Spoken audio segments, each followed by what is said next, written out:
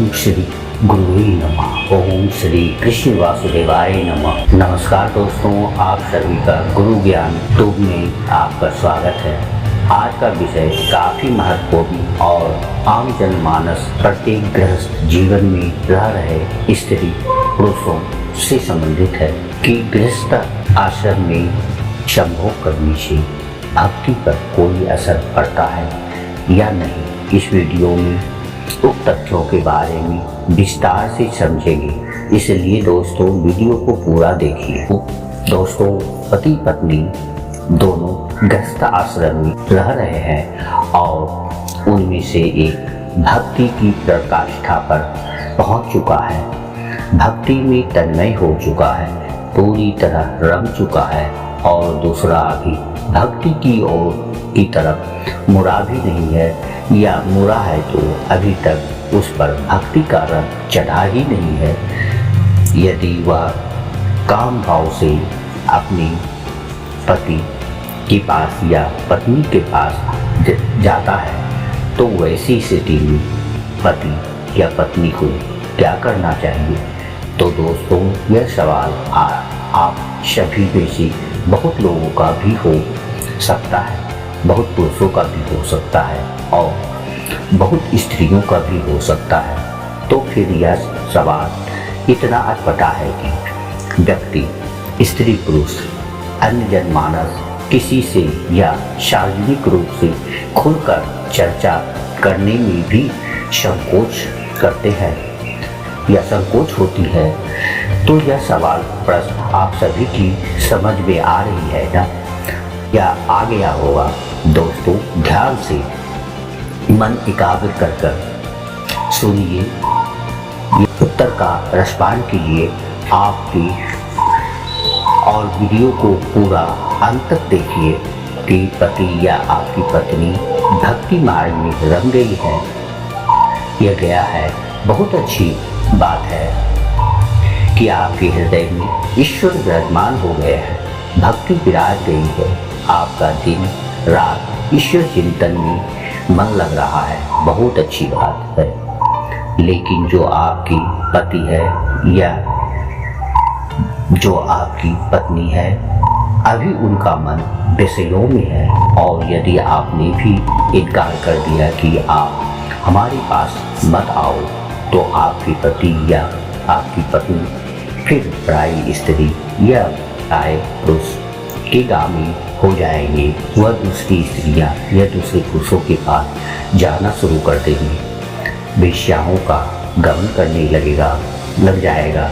वेश्यागामी हो सकता है और पुरुषगामी हो सकता है। इसलिए आपका पति या आपकी पत्नी, आपके अंदर तो कोई वासना है नहीं, लेकिन पति के अंदर या पत्नी के अंदर हो तो पति पत्नी पास ही तो जाएगा। यदि आपसे भी उसे हटा दिया अपने पास से, तो वह पर स्त्रीगामी या पर पुरुषगामी और उसका चरित्र बिगड़ जाएगा।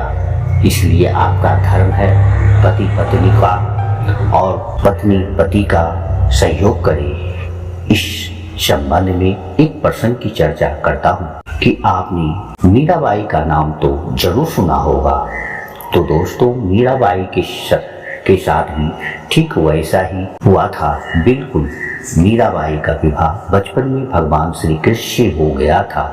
ऐसा मीराबाई ने मान लिया था कि मेरे पति तो गिरधर गोपाल है, लेकिन फिर भी मीराबाई के माता पिता ने जबरदस्ती मीराबाई का विवाह भोज रात से कर दिया। जब उसकी पहली रात आई, मिलन की पहली रात, मिलन जब भोज रात आए, तो मीरा ने अपना दुपट्टा ऊपर से हटाते हुए भोजराज से बोली कि यह दुनिया कहती है कि आप मेरे पति हैं, पर मेरी अंतर आत्मा तो कहती है कि मेरे पति तो केवल भगवान श्री कृष्ण है।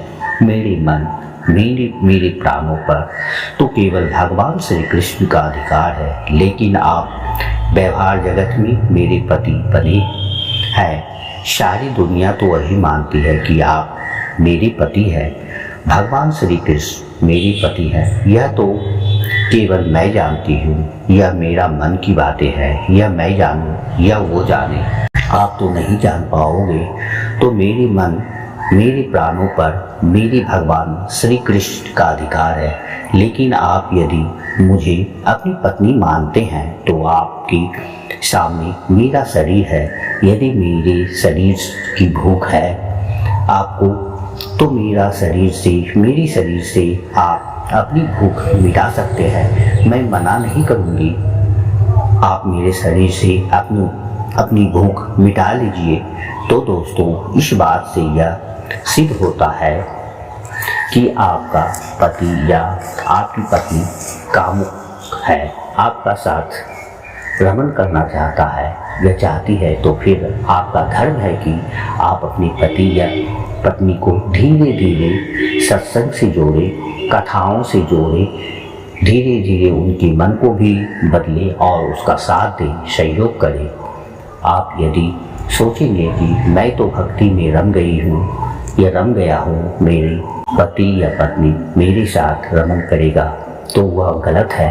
ये वह गलत नहीं है।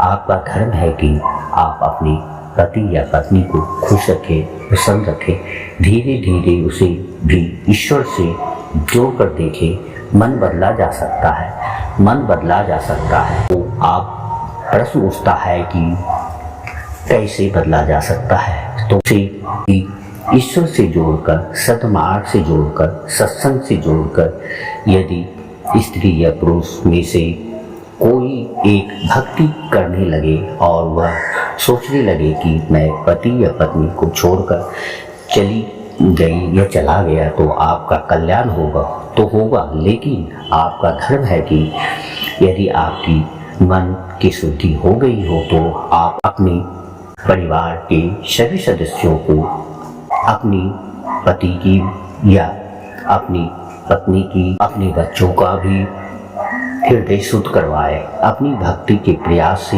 अपनी जप के प्रभाव से, अपने तप के प्रभाव से यदि आप केवल भक्ति करने लग गए और भाग गए घर से कि अब मैं एकांतवास करूँगी, मैं तो घर में नहीं रहूँगी, तो यह तो भागना हो जाएगा, यह तो रंग छोड़कर भागना हो जाएगा। ईश्वर ने जो आपको कर्तव्य दिए हैं, जो दायित्व दिया है, ईश्वरीय कर्तव्य से भागना हो जाएगा। फिर आपका एकांतवास, ईश्वरीय चिंतन करना, अपनी पत्नी को छोड़कर, अपने पति को छोड़कर, अपने बच्चे को छोड़कर, यह सब आपका धर्म नहीं है। आपका धर्म तो यह है कि पत्नी या पति और बच्चे के साथ रहकर जो प्रेम, जो ईश्वरीय भक्ति आपके अंदर, आपके मन में जगी है, वही ठीक वैसा ही प्रेम, ईश्वरीय भक्ति पति या पत्नी और पुत्र पुत्री के अंदर मन में भी जगाकर उनका भी कल्याण कीजिए, उनका भी उद्धार कीजिए, उनका भी कल्याण कीजिए और उनका भी साथ दीजिए, उनका सहयोग कीजिए।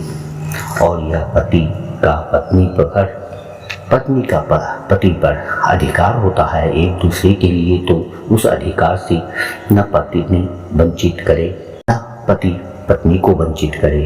पति पत्नी आप दोनों खुश हैं तो यह बहुत ही अच्छी बात है। ना तो पत्नी पर पुरुषगामी बने, ना तो पति पर स्त्रीगामी बने। यदि कोई पुरुष पर स्त्रीगामी है और कोई स्त्री पर पुरुषगामी है तो आप ही बताएं, इसमें दोषी कौन है? आप इस प्रश्न का उत्तर स्वयं अपने मन चित्त को दे सकते हैं। यदि आपका पति पर स्त्रीगामी है, मतलब दूसरी स्त्री के पास रहता है, रमन करता है। यदि आपकी पत्नी पर पुरुषगामी है, दूसरी पुरुषों के साथ रहती है, रमन करती है, तो इसका जिम्मेदार कौन है? तो इसका जिम्मेदार वह पति या पत्नी ही है। इसलिए गृहस्थ जीवन में पति पत्नी का धर्म है कि एक दूसरे से प्रेम पूर्वक रहे, एक दूसरे को रिझाए, एक दूसरे को मोहित करे, वही अच्छा है। या तो पत्नी या पति से मोहित रहे या परमेश्वर से। ईश्वर तीसरा कोई नहीं, ईश्वर से तीसरा कोई नहीं। पति पत्नी का भी एक समय होता है, पति और पत्नी भी एक साथ में तब तक रमन करें, संभोग करें जब तक आपके बच्चे अभी छोटे हैं। जब बाप का जूता बेटे के पाँव में फिट बैठने लग जाए और माँ की चप्पल बेटी के पाँव में फिट बैठने लग जाए, तब से आप दोनों पति पत्नी को रमन करना, संभोग करना, भोगी बनकर नहीं योगी बनकर रहना चाहिए। अब आप दोनों भी संयम बरतें, कंट्रोल करें धीरे धीरे, क्योंकि गृहस्थ आश्रम को सर्वश्रेष्ठ माना गया है। हमारा उद्देश्य विषयों का भोग नहीं है। हमने विवाह भोगों के लिए किया ही नहीं था, भोग पर नियंत्रण करने के लिए किया गया, भोग पर लगाम लगाने के लिए किया गया। लेकिन आजकल उल्टा हो रहा है, होता ही है। मन की चंचलता बढ़ती चली जाती है। तो इसका यह सारे दोष इसलिए होता है कि क्योंकि हम शतमार्ग में ध्यान नहीं लगाते, ईश्वरीय चिंतन, ईश्वरीय भक्ति में ध्यान मन को नहीं लगाते। सत्संग पति पत्नी, स्त्री पुरुष दोनों को सुनना चाहिए। कारण ईश्वरीय पराकाष्ठा में पहुंचने के लिए दोनों की समझ होनी चाहिए। यदि किसी साइकिल का एक चक्का पंचर होगा तो गंतव्य पर पहुंचने में कठिनाई होगी, और यदि साइकिल की दोनों पहिया सही तरह से काम करेगा तो गंतव्य पर, लक्ष्य पर पहुंचना सुलभ हो जाएगा। यह दोनों चक्का का मतलब है पति और पत्नी दोनों को एक विचारधारा का होना चाहिए।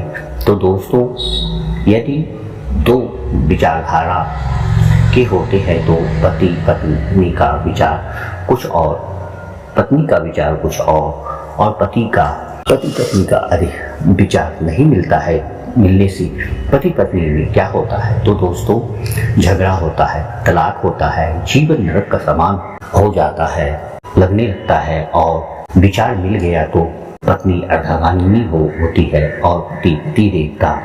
दोस्तों, सनातन धर्म में पति पत्नी को अर्धांगिनी कहा जाता है, पति को पति परमेश्वर कहा जाता है, धर्म पत्नी कहा जाता है, अर्धांगिनी कही जाती है। तो दोस्तों, आज की प्रस्तुति मैं यहाँ पर ही समाप्त करता हूँ। प्रस्तुति अच्छी लगी हो तो वीडियो को लाइक कीजिए और आपके प्रियजनों के साथ शेयर अवश्य कीजिए।